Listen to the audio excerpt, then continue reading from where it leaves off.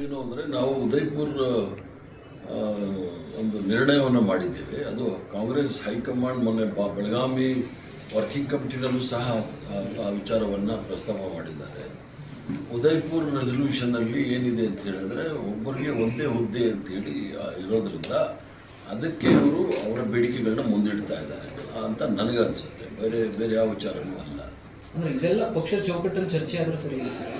ಎಲ್ಲವೂ ಸಹ ಪಕ್ಷದ ಚೌಕಟ್ಟಿನಲ್ಲೇ ಚರ್ಚೆ ಆದರೆ ಸರಿ. ಮೊನ್ನೆ CLP ಕರೆದಿದ್ರು, ಪಕ್ಷದ ಬೆಳಿಗ್ಗೆಯಿಂದ ಸಾಯಂಕಾಲದವರೆಗೂ ಸುರ್ಜೇವಾಲಾ ಅವರು ಇದ್ದರು ಸಹ, ಅಲ್ಲೇ ಚರ್ಚೆ ಆಗಬೇಕಾಗಿತ್ತು.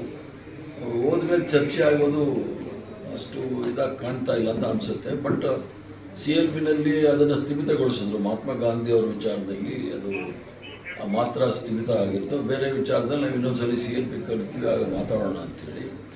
ಬೆಳಿಗ್ಗೆ ನಾನು ಇರಲಿಲ್ಲ, ನಾನು ಬಂದಿದ್ದೆ ಡೆಲ್ಲಿಯಿಂದ, ಅವತ್ತು ಮಧ್ಯಾಹ್ನ ಬಂದಿದ್ದೆ. ಆದ್ದರಿಂದ ಬೆಳಿಗ್ಗೆ ಅವರಲ್ಲಿ ಮುಕ್ತವಾಗಿ ಚರ್ಚೆ ಆಗಿದೆ ಕಾಂಗ್ರೆಸ್ ಆಫೀಸಲ್ಲಿ, ಅಲ್ಲಿ ಮಾಡ್ಬೋದಿತ್ತು. ಬಟ್ ಕೆಲವು ಕಾರಣದಿಂದ ಈ ಪತ್ರಿಕೆಯವರು ಕೆಲವು ಸುದ್ದಿಗಳು ಮಾಡಿರ್ತೀರ, ಅದನ್ನು ಕೌಂಟ್ರ್ ಮಾಡೋಕ್ಕೆ ಇನ್ನೊಂದು ಹೇಳಿಕೆ ಕೊಟ್ಟಿರ್ತಾರೆ.